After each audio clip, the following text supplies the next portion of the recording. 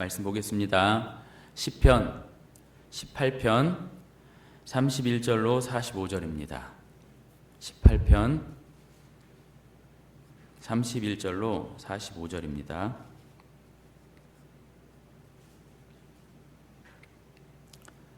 한 절씩 교독하도록 하겠습니다. 여호와 외에 누가 하나님이며 우리 하나님 외에 누가 반석이냐?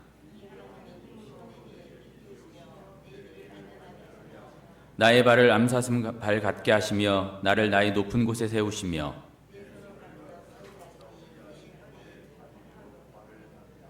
또 주께서 주의 구원하는 방패를 내게 주시며 주의 오른손이 나를 붙들고 주의 온유함이 나를 크게 하셨나이다.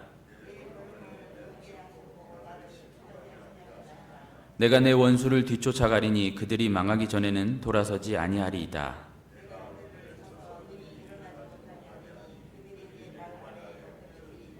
주께서 나를 전쟁하게 하려고 능력으로 내게 띠띠우사 일어나 나를 치는 자들이 내게 굴복하게 하셨나이다.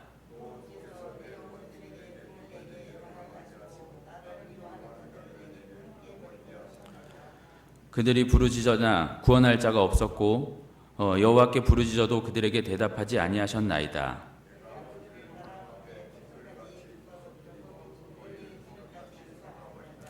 주께서 나를 백성의 다툼에서 건지시고 여러 민족의 으뜸으로 삼으셨으니 내가 알지 못하는 백성이 나를 섬기리이다.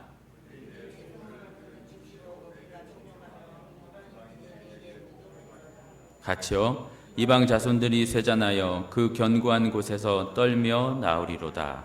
아멘.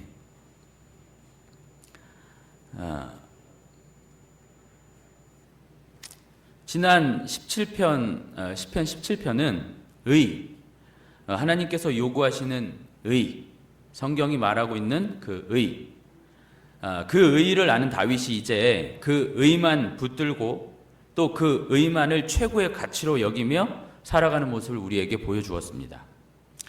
그 의란 무엇이었죠? 누차 말씀드렸지만 예수 그리스도, 메시아, 예수 그분입니다. 여러분, 의라는 한자를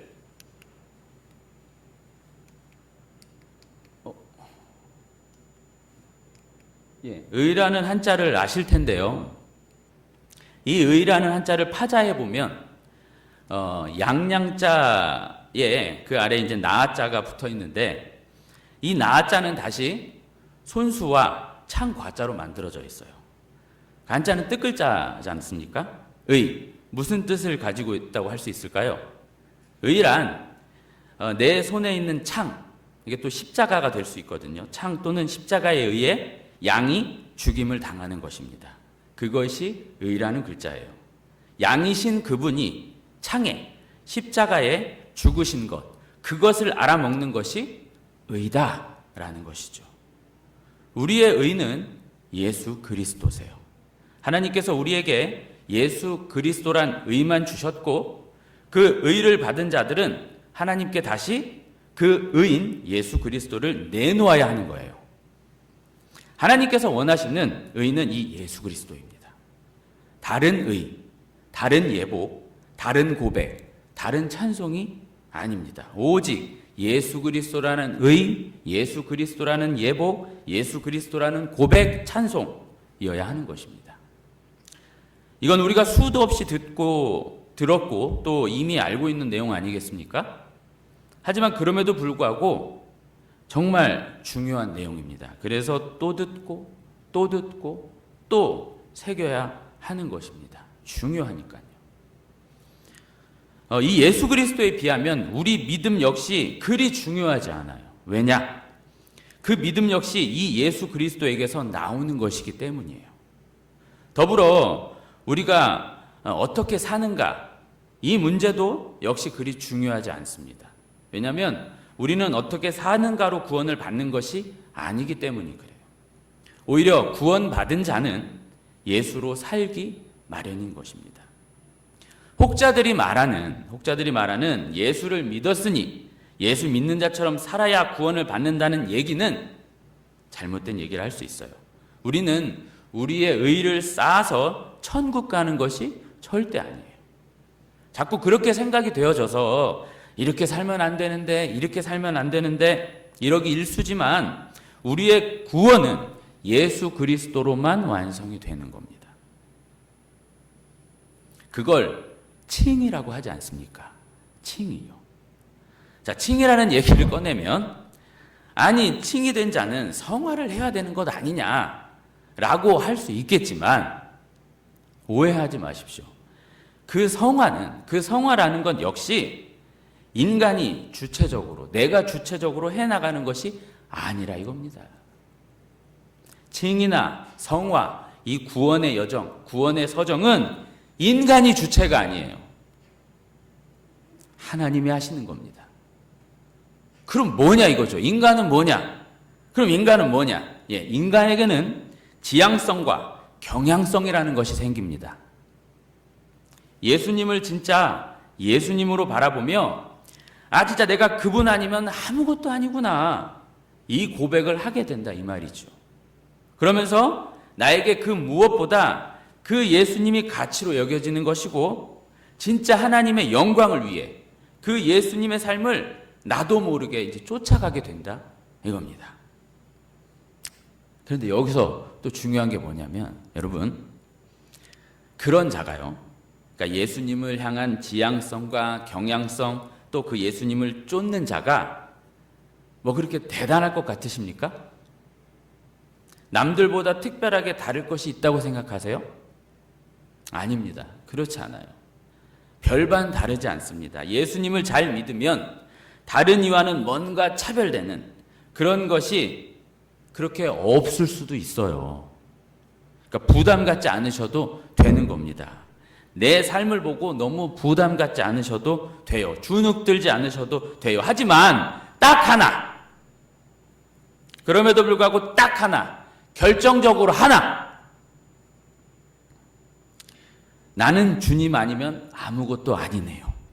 나는 주님 없으면 안 됩니다. 이 고백은 있어야 돼요.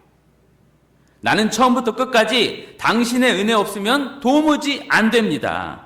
그래서 당신께서 오신 것이 아니겠습니까?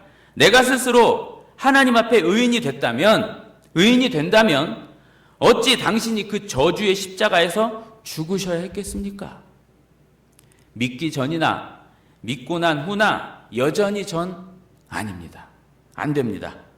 저는 그저 당신께서 나 때문에 죽으셨고, 당신께서 내가 이루어야 할 순종을 다 이루셨기에 나는 오늘도 내일도 그 재림의 날이요 심판의 날에도 내가 내밀 수 있는 유일한 한 가지는 주님밖에 없습니다. 아멘? 나는 주님 없으면 절대 안 됩니다. 이 고백은 있어야 되는 거예요. 지난 17편에서 다윗은 이렇게 의를 아는 자로서 그 의의 핵심이 되시는 예수 그리스도를 바라보며 이 땅의 마지막 그날을 고대하는 자였어요. 의로 시작해서 의로 마치는 다윗이었습니다. 그럼 이러한 다윗이요, 그러니까 의를 알고 그 의인 예수님만 붙드는 이 다윗과 반대편에 선 자들의 차이는 무엇일까요?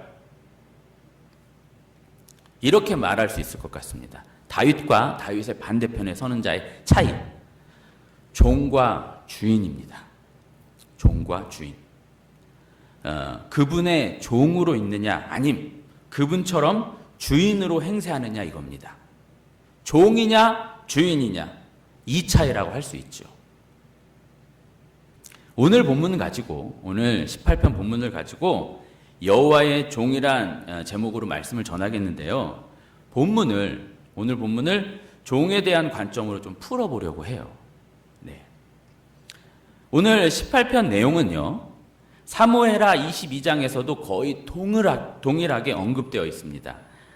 몇 글자 빼고는 다 같아요. 거의 같은 내용이라고 할 수 있어요. 먼저 사무엘하 22장을 잠깐 살펴보자면, 사무엘하 22장 1절은 이렇게 되어 있어요. 같이 한번 읽어볼까요? 시작. 여호와께서 다윗을 모든 원수의 손과 사울의 손에서 구원하신 그날에 다윗이 이 노래의 말씀으로 여호와께 아뢰어 라는 구절로 시작해요. 사무엘하 22장이요. 사무엘하 22장에서 한 장 앞장인 21장을 보면 요 1절의 말씀처럼 사울이 죽고 이 사울을 묘에 묻는 얘기로 사울과의 그 질긴 악연의 종지부를 딱 찍습니다. 그리고 블레셋 군대요. 이스라엘에게 제일 힘들게 했던 나라 그 블레셋 군대와의 전쟁도 그냥 끝장을 내버려요. 다윗은 이러한 일련의 큰 문제들에서 승리를 축하하며 이제 하나님을 찬양하는 노래, 찬양하는 고백이 요거예요. 이제 본문 18편으로 돌아와서 시편 18편으로 돌아와서 1절을 보면 제가 분명히 같은 얘기라고 했는데 사무엘하 22장 1절과는 달라요. 어떻게 되죠? 이렇게 돼요. 나의 힘이신 여호와여 내가 주를 사랑하나이다. 네, 이렇게 돼 있어요. 사무엘하 22장 1절은 이렇게 돼 있어요. 같다고 했는데 분명히 같다고 했는데 좀 차이가 있다라는 것이죠. 우리말 개역개정 성경은 시편에 개역개정 성경은 히브리 원문의 1절을 빼버리고 2절부터 썼던 거예요. 이렇게 2절부터. 그리고 원문의 1절을 조그만 글씨로 시편의 표제어로 써놨어요. 요렇게. 네, 그래서 여러분 보시면 본문 18편 1절 위에 조그맣게 글씨가 써져 있죠. 그게 사실 원문에서는 1절입니다. 여호와의 종 다윗의 시 인도자를 따라 부르는 노래 여호와께서 다윗을 그 모든 원수들의 손에서와 사울의 손에서 건지신 날에 다윗이 이 노래의 말로 여호와께 아뢰어 이르되 이것이 히브리 원문의 1절입니다. 왜 이렇게 빼놨는지는 모르겠어요. 이게 대단히 중요한 구절인데 이렇게 빼놨더라고요. 여하간 사무엘하 22장 1절과 오늘 시편 1절 위 표제어는 같은 얘기인 거예요. 근데 한번 비교해 보시면 보이실까요? 비교해 보시면 거의 유사한데 특별하게 다른 하나가 있어요. 특별하게 다른 하나. 한번 좀 보세요. 22장 1절과 시편 표제어, 18편 표제어 비슷한데 특별하게 다른 하나가 있습니다. 그게 뭔지 아십니까? 바로 오늘 시편 본문에만 있는 아래 거예요. 빨간색 시편 본문에만 있는 여호와의 종이라는 표현이에요. 사무엘하 22장에는 종이라는 표현이 없어요. 근데 시편에만 종이라는 표현이 있습니다. 그리고 시편 안에서도 다윗이 자신을 여호와의 종이라고 한 것은 딱 2번밖에 없는데 한 번은 오늘 18편에서 했고 한 번은 36편에서 했어요. 네. 여호와의 종이란 말은 오늘 본문에서 참으로 중요한 단어입니다. 그래서 제가 제목으로 이걸 했다는 것이죠. 네. 주무시는 것 같아가지고요. 자, 하나님께서 한낱 목동에 불과했던 자신을 불러 기름 부으시고 이스라엘 왕으로 세우기까지 참으로 수많은 위험과 고난과 눈물이 있었는데요. 그 모든 일의 끝에 그 모든 일을 회상하며 다윗은 자신을 뭐라고 해요? 여호와의 종이라고 고백하는 것입니다.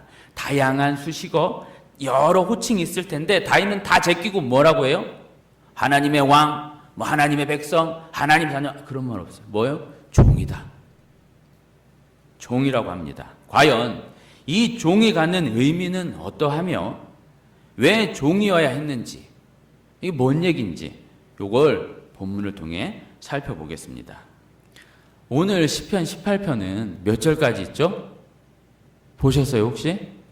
50절까지 있어요. 50절까지. 네, 50절까지 있습니다.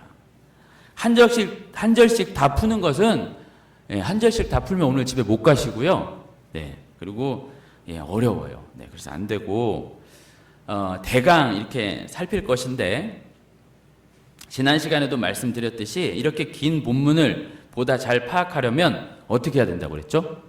구조를 따져야 한다 했습니다. 단락을 한번 나눠보는 거예요. 그래서 본문을 5단락으로 나눠봤습니다. 네. 제가 나눈 게 아니라 많은 학자들이 이렇게 나눠놨더라고요. 네. 자, 본문을 5단락으로 나누게 되는데 먼저 1절부터 3절 무슨 내용이냐면 하나님을 찬양하는 내용이에요. 하나님을 찬양하는 내용입니다. 그 다음으로 4절부터 19절은 여기는 다윗의 간구와 하나님의 현현이 나타나요. 종 다윗이 부르짖는 하나님이 어떤 분이신가? 이런 내용이 담겨 있어요.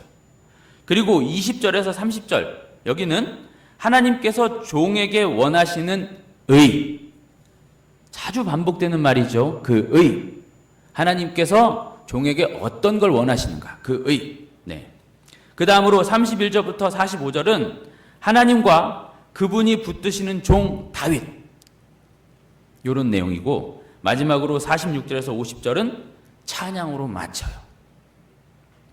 자, 여러분, 시편 기자가 다윗이 그냥 막 시를 쓰고 그러지 않았어요. 수십 번 고민하고 생각하고 내가 요 주제를 어떤 식으로 전개하겠다, 이런 대강을 가지고 개요를 잡고 썼다라는 것이죠. 자, 여튼 이 다섯 단락을 종으로, 여호와의 종과 엮어서 풀어보도록 하겠습니다. 자, 첫 번째 단락. 자신을 종이라 칭한 다윗은 늘 그러하지만 하나님을 찬양하기에 바빠요. 하나님을 입만 열면 그는 일단 하나님을 찬양하고 봐요.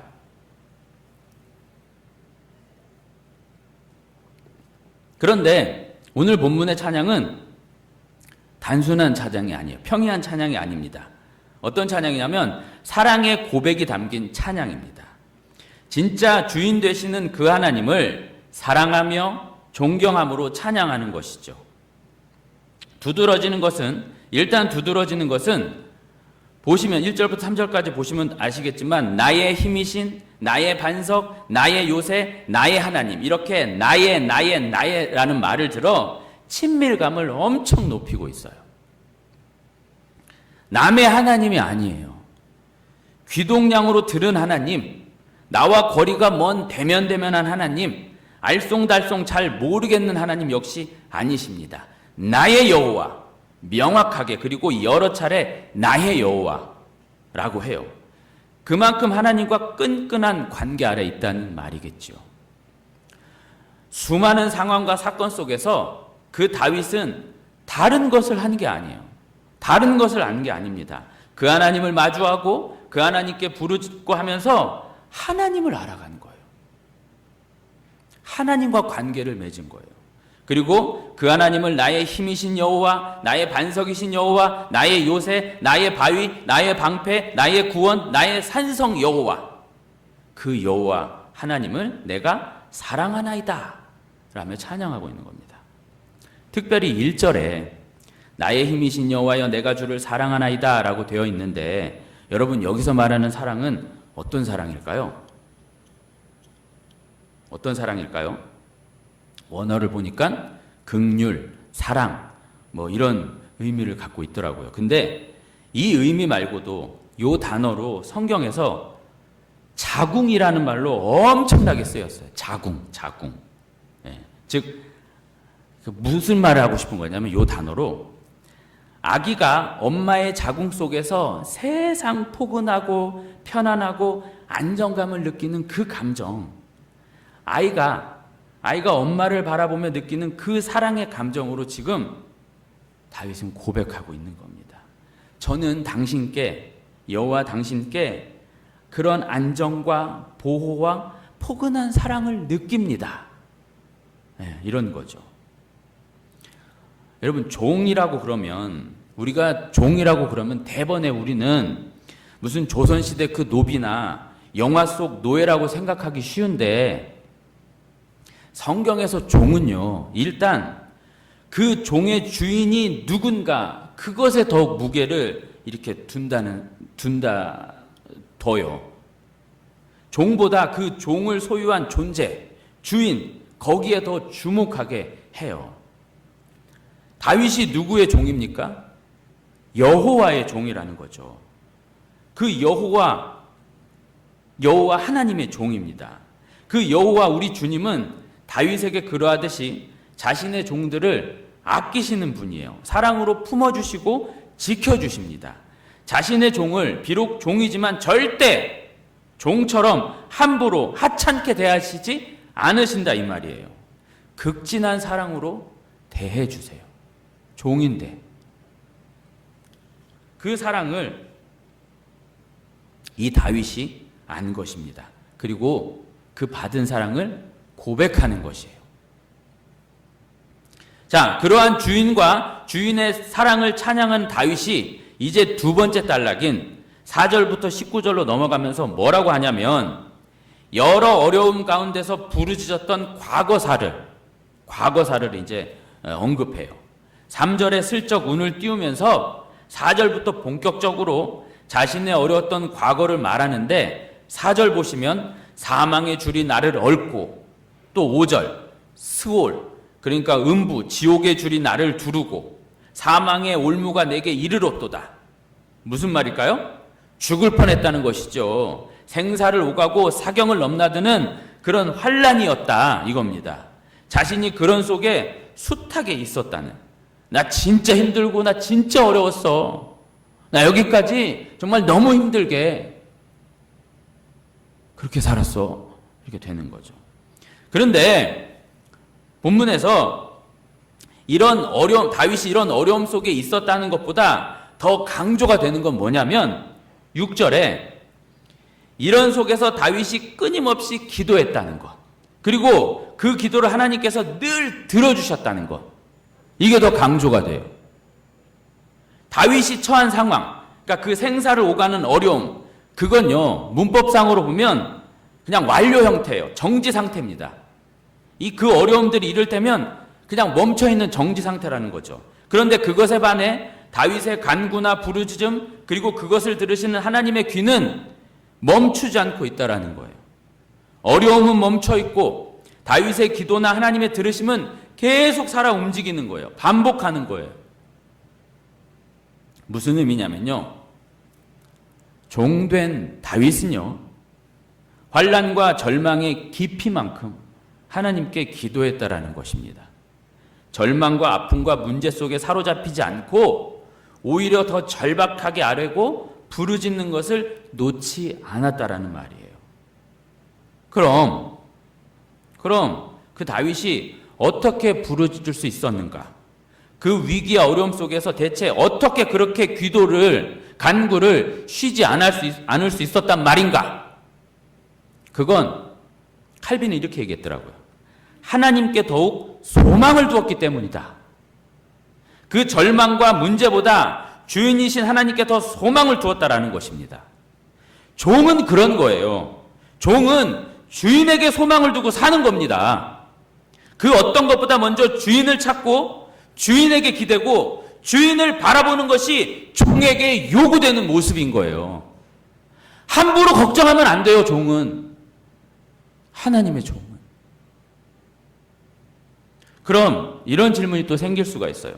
어떻게 해야 주인 되시는 그분을 더 소망하며 문제보다 더욱 기도에 목숨을 걸 수 있을까? 어떻게 문제에 일희일비하지 않고 주님을 더 바라볼 수 있을까? 어떻게 해야 그 주인에게 소망을 줄 수 있을까? 답이 뭘까요, 여러분? 주인을 알아야겠죠.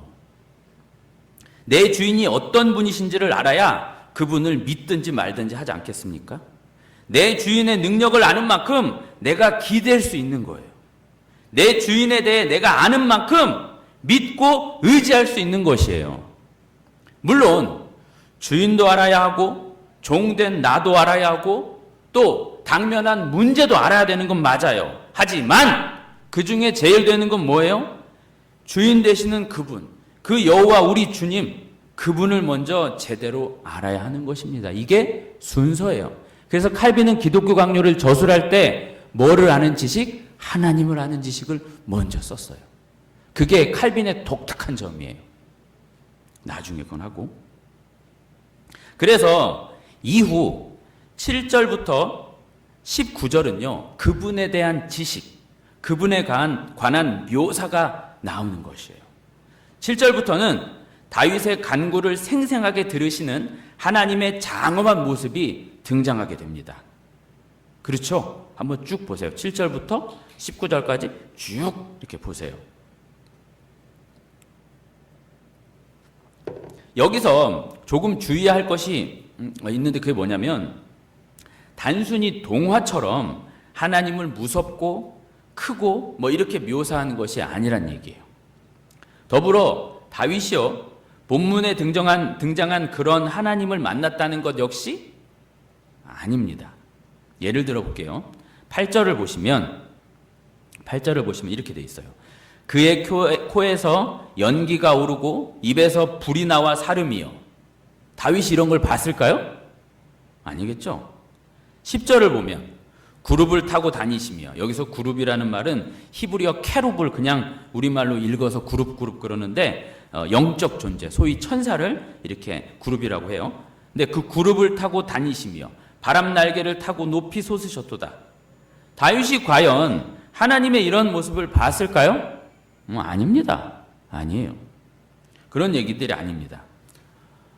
하나님의 현현 기사가 있는 오늘 본문 7절부터 19절의 대부분의 내용은요, 출애굽기에 등장하는 얘기예요. 출애굽기 19장과 20장, 거기 보면 시내산에서 이스라엘에게 강림하신 하나님에 관한 기사, 그게 있거든요. 그 기사를 오늘 본문에 조금씩 갖다 썼어요. 7절 땅이 진동하고 산들의 터도 요동하였으니. 9절 그가 또 하늘을 들이우시고 강림하시니. 11절 하반절과 12절 하반절에 같이 쓰여있는 빽빽한 구름. 13절 우레소리, 14절 번개. 이게 다 출애굽기 19장과 20장에서 하나님을 현현할 때 썼던 단어들이에요. 그리고 출애굽기 15장에 모세 노래라는 것이 있거든요. 아시죠? 모세와 이스라엘이 홍해를 마른 땅처럼 건너고 난 후에 불렀던 그 노래. 그 노래의 일부도 오늘 본문에 있습니다. 몇 절일까요? 15절과 16절이에요.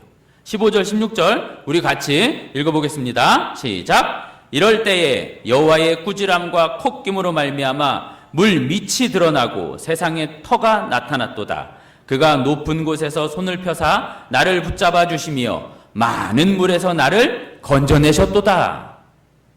15장에서 따갖고 오는 겁니다. 이처럼 종 다윗이 알고 있는 여호와 주님에 대한 지식은요, 그냥 지식이 아니라 어떤 지식이에요? 말씀에 근거한 지식이에요. 말씀에 대한 지식입니다. 기록된 그 말씀 안에 담긴 하나님에 대한 지식이에요. 다윗은 어느 정도 모세오경을 알고 있었다라는 얘기죠. 그 말씀에 근거하여 하나님을 알고 있는 것이에요. 다윗은 날마다 삶 가운데서 하나님과 교제하며 하나님을 이해하고 알아가는 것도 있었지만 그보다 앞서 말씀에 계시된 그분을 믿고 의지하였던 자였어요. 그런데 구체적으로 어떤 말씀이냐면 출애굽의 말씀이에요. 그 어마무시한 구원의 표본으로서의 출애굽. 하나님께서 당신의 백성을 찾아오시어 열재앙과 홍해를 가르며 그 모든 대적들 속에서 건져내시고 약속의 땅 가나안으로 인도하셨다는 그 출애굽의 하나님을 이 다윗은 믿고 있는 거예요. 알고 있는 거예요. 붙들고 있는 거예요. 그때 역사하신 그 하나님이 내 하나님이고 그들의 하나님이 바로 나의 하나님이라 이겁니다. 이것이 16절까지의 내용이었고 17절부터 19절의 의미는 그 출애굽 당시나 지금이나 대적들은 강하다라는 거예요. 자기의 힘으로 안 된다는 것이죠. 그러나 그 강한 대적보다 더 강한 분이 누구냐? 바로 하나님이시다. 그분이 나와 이스라엘을 건지셨다. 내가 섬기는 분이 바로 그렇게 강한 분이시다. 이것이 하나님에 관한 다윗의 지식입니다. 다윗이 가지고 있는 하나님에 대한 지식이에요. 사랑하는 여러분, 여러분이 알고 계신 하나님은 어떤 하나님이십니까? 우리 모두가 공히 믿고 섬기며 따르는 하나님은 나의 개인적인 분이시기에 앞서 이 성경에 있는 성경이 말하는 하나님이어야 합니다. 주관적이고 자의적인 그런 하나님은 안 돼요. 일단 성경이 말하는 그 하나님이어야 하는 겁니다. 내가 알고 있는 하나님이 말씀과 맞지 않는다면, 내 신앙이 이 말씀에서 말하는 것과 다르다면 수정되어야 돼요. 이 성경의 하나님과 내가 믿고 따른 하나님이 다르면 안 돼요. 다윗은 다른 하나님을 말하지 않습니다.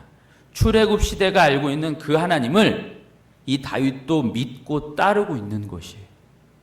수백 년 전에 그 하나님을 역시 믿고 따르고 있는 것입니다. 더불어 우리 역시 그런 하나님을 믿고 따르는 것입니다.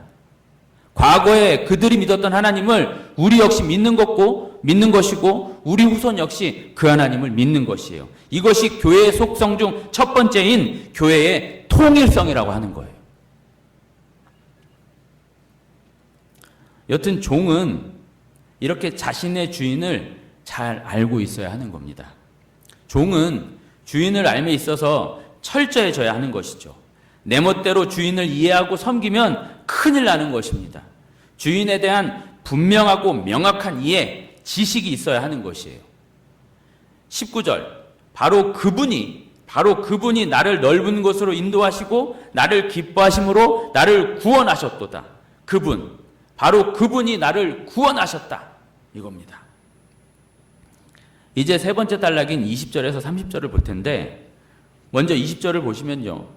여호와께서 내 의를 따라 상 주시며 내 손의 깨끗함을 따라 내게 갚으셨으니, 내 의로움대로 상을 주시고 내 손의 깨끗함, 내 손은 이제 내가 한 일을 은유하는 표현이거든요. 그러니까 하나님 보시기에 자기가 깨끗하다 이겁니다.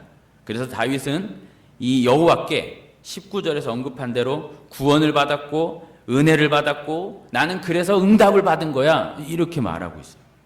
그러면서 21절에 나는 그러니까 말씀을 잘 지키고, 22절에 모든 규례도 잘 지키고, 23절 급기야 뭐라고까지 해요? 나는 그의 앞에 완전하여, 24절 그러므로 주께서 내 의를 따라 갚으시고 내 손이 깨끗한 만큼 내게 갚으셨도다. 조금 이상하죠? 이게 무슨 망언이에요?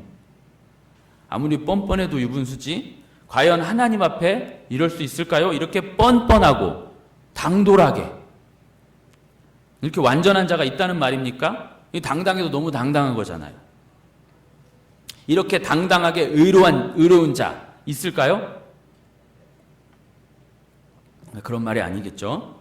이건 이미 17편에서 다뤘듯이 20절에 의라는 것은 결국 뭐라고요? 예수님을 말한다고 했어요. 잊지 마십시오. 그러니까 다윗이 그러는 거예요. 나는 하나님께 아무것도 아니에요. 저는 저의 의로움이 아니라 예수님의 의로움으로, 그 메시아의 의로움으로 하나님 당신 앞에 서는 것이지요. 제가 구원을 받을 만하고 뭐 이쁘고 자시고 할 아무 건덕지가 없어요. 저는 당신의 은혜요, 그 은혜의 결정체, 그 메시아로 말미암아 당신의 종된 자가 아니겠습니까? 저는 그분만 꼭 붙듭니다. 안 놓습니다. 이걸 말하고 있는 거예요. 이걸. 거듭 말씀드리지만 다윗 자신의 어떤 열심이나 뭐 포부, 자신의 의를 결코 드러내는 게 아닙니다. 그렇게 보여지지만 그것이 아니에요. 하나님 앞에서 자신은 아무것도 아니고 그저 그 은혜인 예수 그리스도, 메시아, 그분을 붙드는 것이 하나님께서 원하시는 의인 줄 알고 저는 그분만 붙들어요. 이거 맞지요? 이게 하나님께서 원하시는 의 맞지요? 이런 의미입니다. 근데 25절, 26절에 재밌는 표현이 있어요.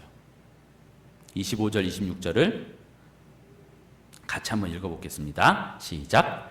자비로운 자에게는 주의 자비로우심을 나타내시며 완전한 자에게는 주의 완전하심을 보이시며 깨끗한 자에게는 주의 깨끗하심을 보이시며 사악한 자에게는 주의 거스르심을 보이시리니. 이 말이 아마 이렇게 보이실 거예요. 어떻게냐?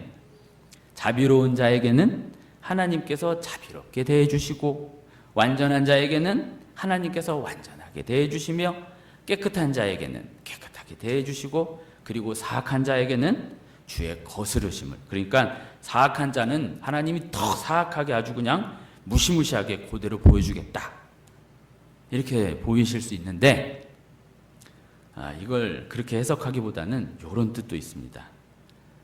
지금 자기 의가 아닌 주의 의를 말하고 있는 대목이거든요. 그걸 놓치면 안 되는데 의를 말하고 있어요. 그 의를 말하는 대목이니까 자비로운 자, 그러니까 긍휼이 있는 자, 그래? 하나님 앞에 그 자비로움을 한번 내놔봐. 완전한 자, 그래? 완전한 율법 지킴 등등 어떤 완전한 모습을 한번 내놔봐봐. 깨끗한 자, 깨끗한 건 정결을 말하는데 정결함? 어디 한번 내놔봐. 내놓을 수 없다라는 얘기예요. 내놓으면 안 된다는 얘기예요. 하나님 앞에서 그런 것은 자신의 어떤 깨끗함이니 완전함이니 그런 걸 내놓으면 안 된다라는 얘기죠. 그렇게 자랑하며 하나님 앞에 내놓을 곳이 없다, 있으면 안 된다, 이런 말을 하고 있는 겁니다. 그렇게 자신의 자비나 완전함, 깨끗함을 내놓아서도 안 되고 내놓을 수도 없다라는 말이에요. 그래서 27절에 그렇게 내놓는 교만한 자는 주님께서 어떻게 하시고 낮출 것이고, 반면에 곤고한 백성, 이 연약한 백성이거든요. 어떤 백성이 연약한 백성이에요? 그 의, 메시아의 의, 그리스도 예수만 붙드는 의, 그것밖에 내놓을 것이 없는 곤고한 백성, 그 연약한 백성, 그들만 구원한다, 이 얘기예요. 그냥 이런 본문을 하나님이 이렇게 하면 이렇게 대해주고 이렇게 하면 되고 이렇게 대해주고 이렇게 보시면 안 된다라는 거죠.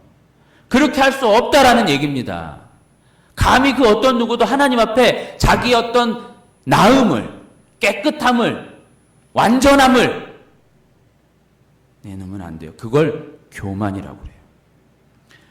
그렇게 28절에 뭐라고 하시냐? 나의 흑암을, 그러니까 나의 어둠을, 나의 무지를 벗겨주세요. 그 주님만, 그 예수님만 온전하게 바라보고 나아가야지 조금도 나를 신뢰하거나 잘난 척 거들먹거리려는 그 무지, 그거 벗겨주세요. 그분의 의, 거기서 조금도 벗어나면 안 된다라는 것이죠. 그래서 종입니다. 철저하게 그분에 묶여있는 자, 종이에요. 그리고 그 종은 그 의만 내놔야 돼요.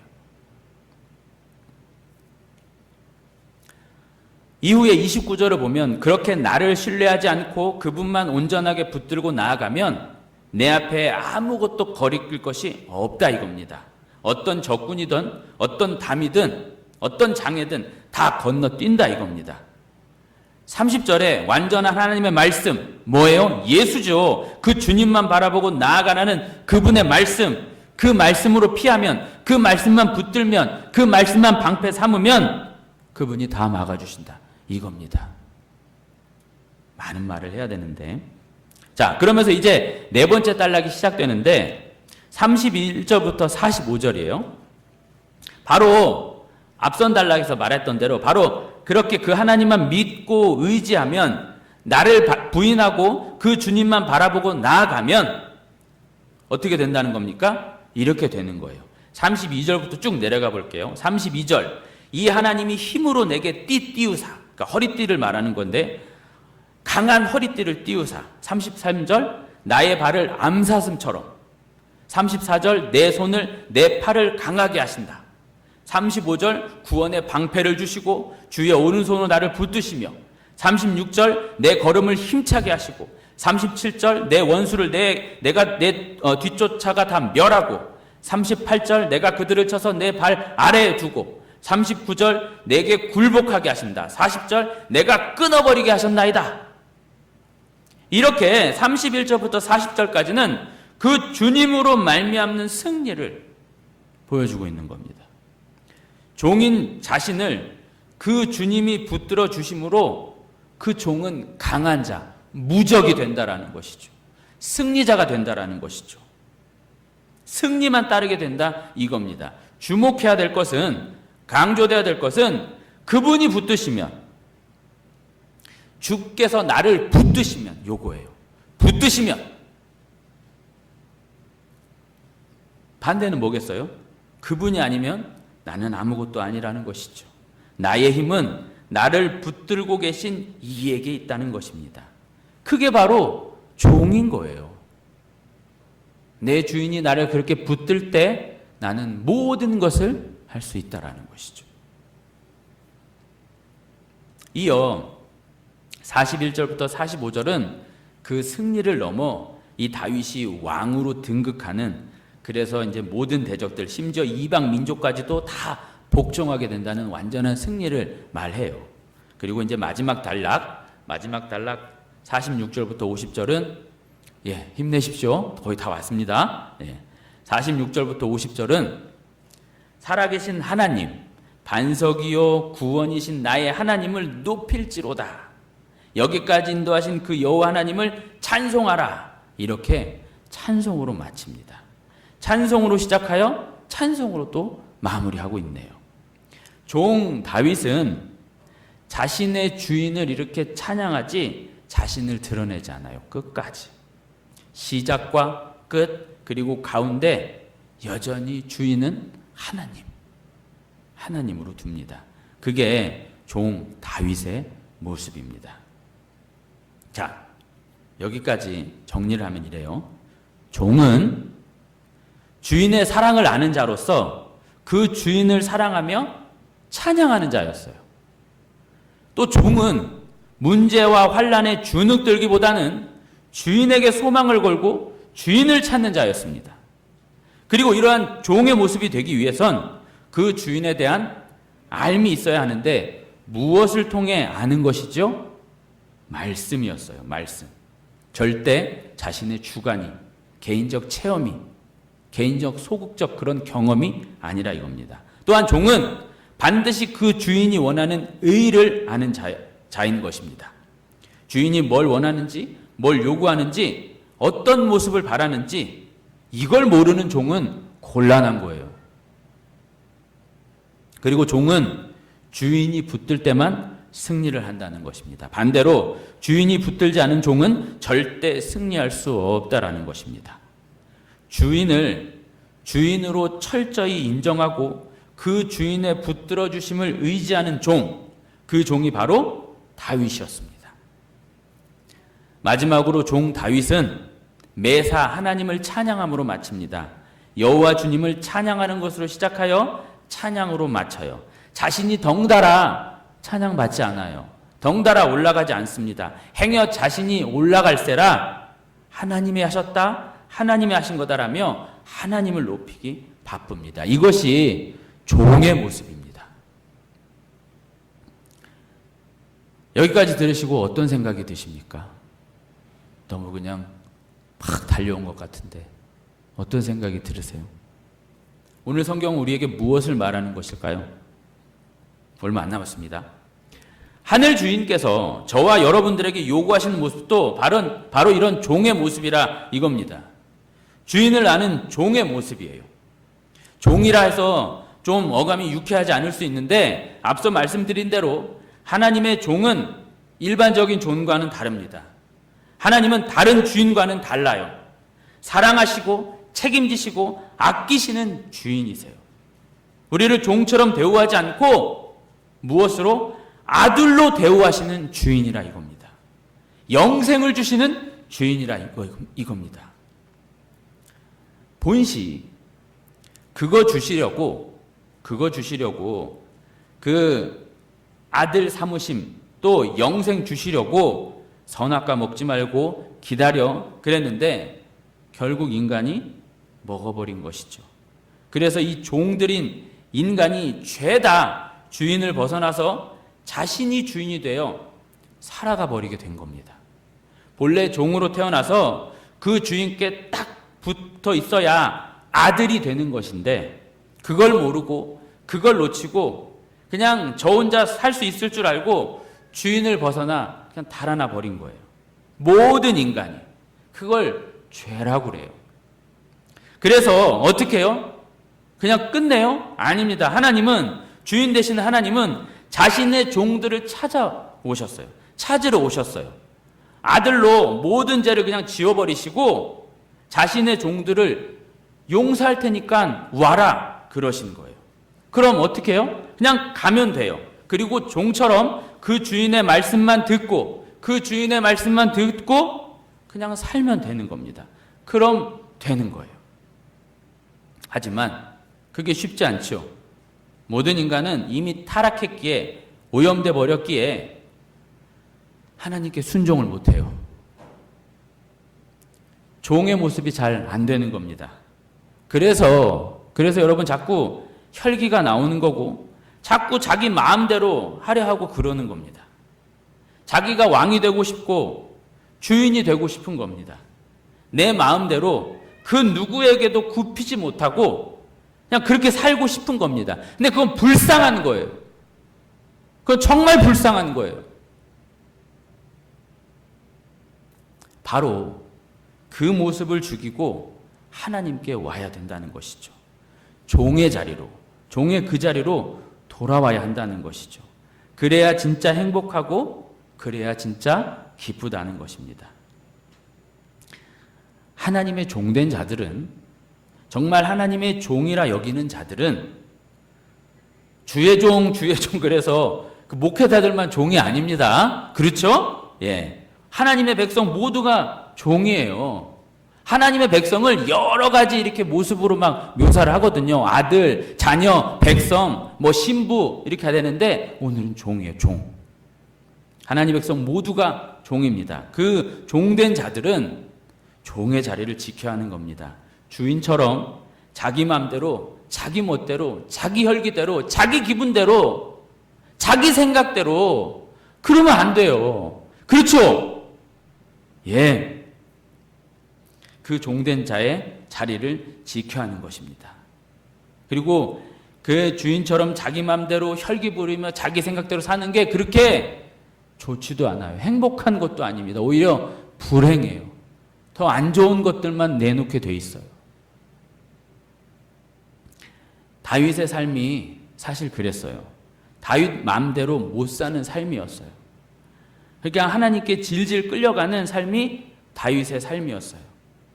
어느 날 갑자기 그런 부흥을 받아지게 되고 사울에게 쫓기게 되고 이런 환난 저런 환난, 그러더니 하나님께서 턱하니 왕의 자리로 세우시고 자기 마음대로 못 살았던 거죠. 자기 멋대로 못 살았다는 거예요. 그 다윗이 모든 것을 회고하면서 뭐라고 해요? 한마디, 나는 그분의 종이다 이러는 겁니다. 아니, 나는 그분의 종이다 라기보다는 이게 더 큰데 그분이 내 주인이다 이거죠. 그분이 내 주인으로서 나를, 이 종만 못한 나를, 종보다 못한 나를 여기까지 이끌어 주셨다. 그래서 감사하다. 나는 그분의 종으로 영원히 남겠다. 이런 의미입니다. 거듭 말씀드려서 종을 벗어나는 삶이 좋을 것 같지만 절대 그렇지 않습니다. 우리의 피난처, 우리가 가장 행복하고 안정을 누리는 곳, 가장 이 만족감을 이루는 것은 그분의 종된 자리입니다. 다른 자리가 아닙니다. 종의 자리, 그 하나님의 말씀을 순종하는 자리요, 말씀을 받아내는 자리요, 말씀대로 살아가는 자리, 말씀에 항복하는 자리, 나아가 자기가 꺾이는 자리입니다. 자기가 죽는 자리예요. 종의 자리란. 어떤 자기가 꺾이고 어떤 자기가 죽는 것입니까? 종 주제에 주인 행세하고 종놈이 아닌 종님이 되려는 자, 그 자가 꺾이고 죽어야 하는 것입니다. 그게 우리네 인생 중에 되어야, 그렇게 주인으로서 살아있는 내가 죽어야 우리가 천국 가는 거예요. 그게 안 되면 절대 못 갑니다. 그게 안 되면 절대 못 가요. 시퍼렇게 그 자아가 남아있는다면 갈 수 없습니다. 그렇게 오늘 본문의 다윗처럼 하나님의 종으로 더욱 잘 사시길 축원합니다.